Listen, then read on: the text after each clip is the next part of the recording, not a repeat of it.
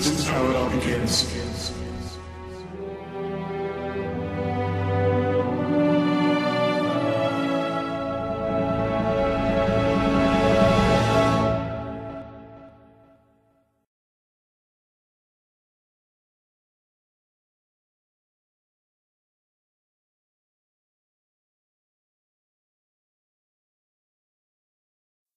On August 9th, 2007, a new lead for the ARG was stumbled upon.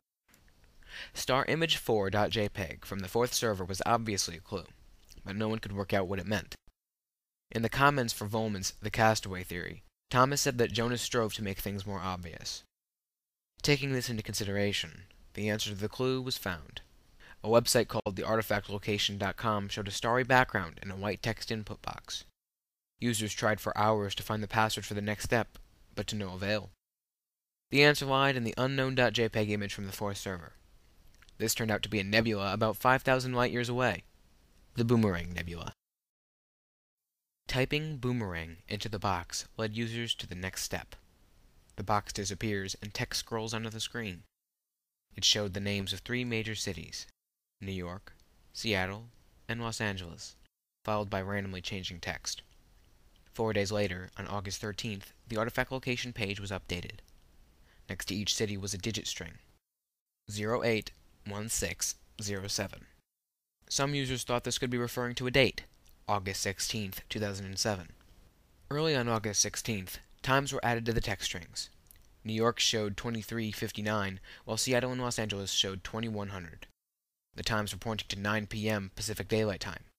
At around 9:10 Pacific Daylight Time, the page was updated one last time. This time, coordinates were added. A couple users made a pilgrimage to these coordinates. They discovered a projector playing a video against a wall, showing the address to the fifth server's bounce path control page. Here is the transmission from the page.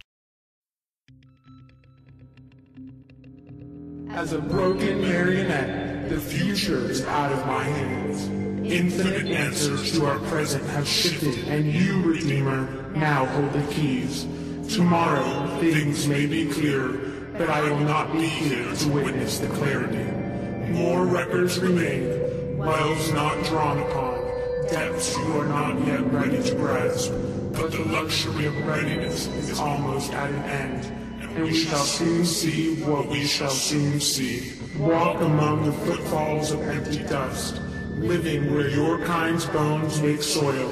The next movement is set to begin. As before, the battle is one-sided. As before, a failure in action may lead to the death of all. But new to this life is the belief that we can overcome. By 10:23 p.m. Pacific Daylight Time, 100 keys had been entered and the fifth server opened. Like all the previous servers, this one had 5 clickable icons. 4 of them download files, and the 5th one plays a video. This server was a little different though. Whereas all the other servers were located in dark, narrow hallways, this one looked like it was in a well-lit, open room. This icon downloads an image called CycleResponse.jpg. The right side of the image shows Pangaea, a supercontinent. Scientists believe this is what the Earth looked like about 250 million years ago. On the left of the image is a cross-section view of the Earth. The top of the image appears to show the 4 main moon phases. This icon downloads terminal.jpg. What this image is supposed to tell us isn't quite yet known. This icon downloads a text file called mb05032.txt. You asked me once, what happened to those who vanished? You asked me, why did we survive where our fathers fell? You wished to know how we ever let it happen, a scourge that consumed the galaxy, and a cure that was worse than the cancer. You asked me once about my intent, and the spot that would not wash out. I promise you the answers lie in the Ark. Find me there in the dark, for that is where I abide. Probably the most interesting thing about this file are the last 3 lines. Whoever is writing this, speculated to be AR Superior, says the answers lie in the Ark. Not only that, but that we can find him or her in the Ark as well. This server's video may have been the most emotional of the Iris campaign.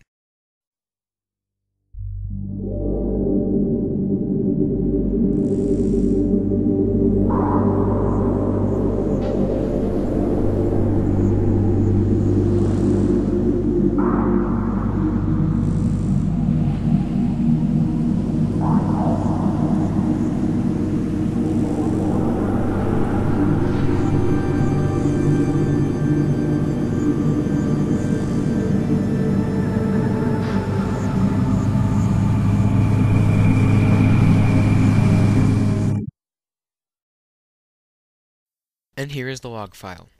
Once again, slashes indicate missing text. Here's the video with the hidden text shown.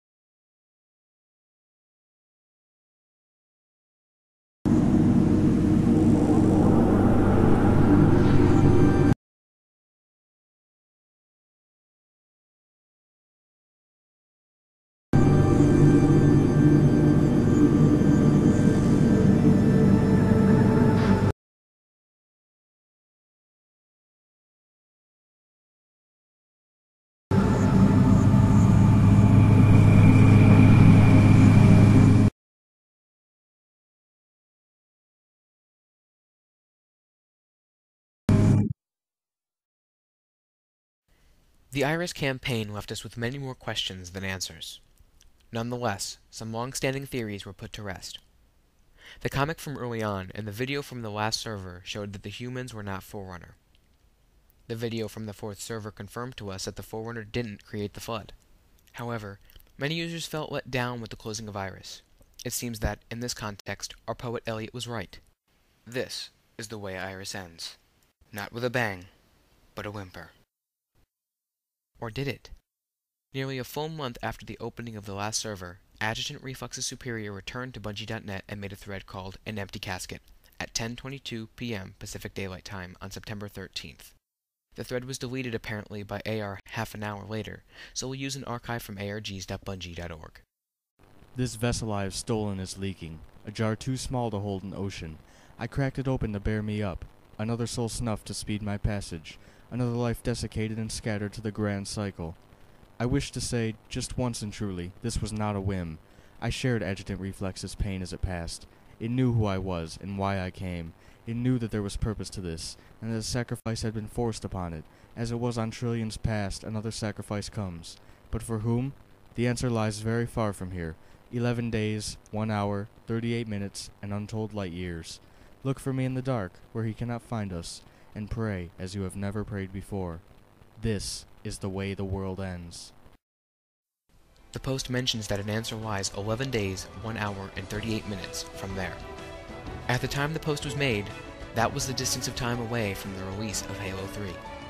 Iris was not yet over.